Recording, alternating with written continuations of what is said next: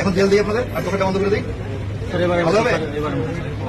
এই জিনিসটা দেখবো না স্যার, কখনো হবে না। আপনার 20,000 টাকা জরিমানা করলাম ফার্স্ট ওয়ার্নিং, সেকেন্ড বার এয়ারপোর্টে 5 টাকার সমোসা 30 টাকা বিক্রির অপরাধে 30,000 টাকা জরিমানা। এই ভদ্রলোকের নাম নওশাদ খান। উনার পোস্টিং পেয়েছে বাংলাদেশের সবচেয়ে বেশি অনিয়ম হওয়া জায়গা ঢাকা বিমানবন্দরে।